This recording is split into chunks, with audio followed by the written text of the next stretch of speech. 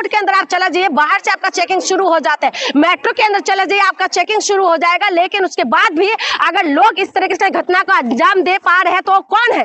ये मानसिकता कहां से पल रहे हैं और कौन पलने दे रहे हैं? कैसे हमारे देश के अंदर कितना सारा घटना हो गया, चाहे पठानकोट हो गया है, उरी हो गया है, पहलगाम हो गया है, दिल्ली हो गया है, केदारनाथ हो गया, उसके बाद भी आप निकम्मा किसको मानते हैं? हाँ, अगर किसी ने भी ये चीज किया है तो तुरंत उसके पर एक्शन होना चाहिए, तुरंत उनको अरेस्ट करना चाहिए और उनकी जो एक्शन करिए, उसमें हमें कोई रुकावट नहीं है, करना चाहिए।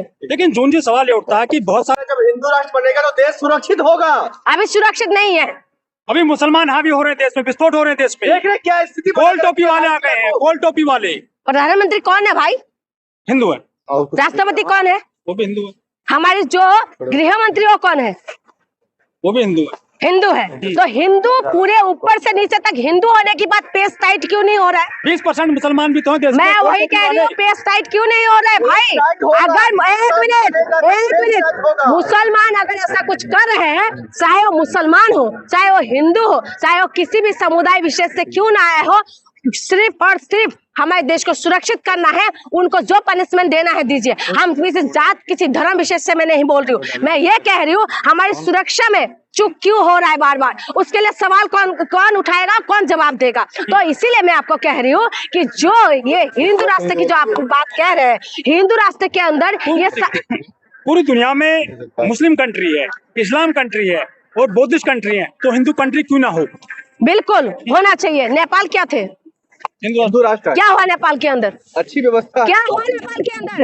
नेपाल के अंदर क्या हुआ ये बताइए। किस तरीके से नेपाल को बर्बाद हुआ इस टाइम आपने देखा, जैन जी ने किस तरीके से करा था। और उसके बाद वहाँ पर हिंदू कट्टरपंथी किसी भी राज्य, किसी भी देश के लिए अच्छा नहीं है। कट्टरपंथी के वजह से बांग्लादेश किस तरीके से बर्बाद हुआ है, कट्टरपंथी की वजह से अफगानिस्तान किस तरीके से बर्बाद हुआ, कट्टरपंथी की वजह से श्रीलंका के अंदर क्या कुछ हुआ। उसके बाद हमारे देश सेकुलर है और हमारे देश के अंदर जो है संविधान लागू है। और सबसे बड़ी बात जो आप हिंदू राष्ट्र कह रहे हैं ना, सवाल ये है कि हिंदू राष्ट्र के अंदर दलित कहां पर रहेगा? इस सवालों का आप जवाब दीजिए कि दलितों को क्या आप हिंदू मानते हो? दलितों के अंदर क्या, दलितों को क्या आप पुजारी बनाओगे? दलितों को क्या दान पत्र खोलने दोगे? क्या दलितों को आप लोग घोड़ी चलने देंगे? आज देश के अंदर इतना साल हो गए संविधान लागू होने के बाद भी जो दलित घोड़ी नहीं चढ़ सकते, दलित जो है पढ़ नहीं लिख पाते, बड़ी मुश्किल से दलित पहुंच के सीजीआई बन के तो मुंह पे जूता फेंक देते हैं, उसके बाद उनके ऊपर कोई एक्शन नहीं होते। वो कह रहे हैं कि हम सभी जातियों को एक डोर में पिरोएंगे, सबको एकजुट करेंगे, सनातन मजबूत होगा। मजबूत तो हमारे संविधान ने मजबूत किया, दलितों को मजबूत किया। सनातन का मजबूत करने वाला हमारे संविधान है जिसने सबको पूरा बराबरी का अधिकार दिया है। और सनातन का मजबूत तब होता है कि भगवा के नाम पे जो ये लोग आतंक फैलाते हैं, भगवा हमें शांति सिखाते हैं और शांति का प्रतीक है भगवा। तो इसीलिए मैं कहती हूँ कि हमारे देश जो है संविधान से चल के हमारे देश आगे बढ़ सकते हैं।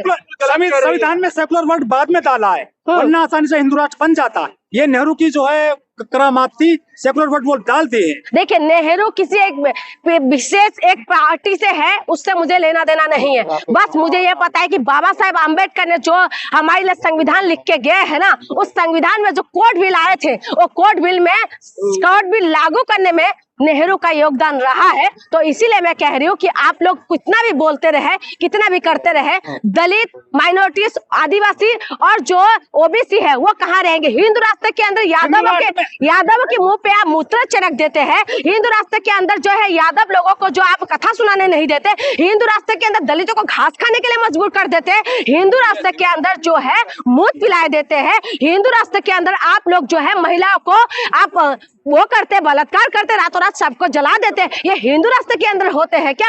हिंदू हमारे देश जो आप कह रहे हैं हिंदू राष्ट्र बनेंगे, संविधान को नहीं मानते आप लोग क्या? संविधान नहीं का बराबरी का आज जो आप फोन लेके माइक लेके जो सवाल पूछ रहे हैं, ये संविधान ही अधिकार देते, नहीं तो वन व्यवस्था के अनुसार चलते रहिए। लेकिन सवाल ये भी निकल के आ रहा है, आपने अभी कहा जो भगवा में आतंक फैलता है, भगवा, मैंने ये नहीं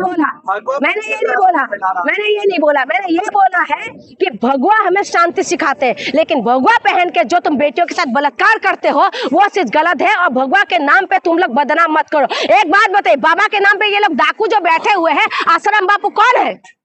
आश्रम बाबू के ऊपर जो पॉक्सो एक्ट लगा हुआ है, उसके बाद कोर्ट ने साबित किया, मैंने नहीं साबित किया, कोर्ट ने साबित किया वो बलात्कारी थे। राम रहीम कौन? एक मिनट रुक जाओ, राम रहीम कौन है? राम रहीम के बलात्कार की जो साबित हुआ है, उसके बाद भी आप कहते हैं कि बाबा, और अभी जो दिल्ली के अंदर वो भगवा पहन के घूम रहे थे ना, मैं भगवा को, हम लोग आन बान और शान है भगवा, लेकिन ये लोग भगवा पहन के जो है ये महिलाओं के साथ बलात्कार करते फिरते रहते हैं। आज कितना आपने ये सब सुना नहीं, देखा नहीं? क्या भगवा हमें ये सिखाते हैं, शांति सिखाते हैं? लेकिन मैम सवाल ये है, जो माहौल कौन खराब कर रहा है? देख रहे दिल्ली में कैसा माहौल पैदा कर दिया, ये कौन कर रहा है? ये क्या ये भगवा राज कर रहा है?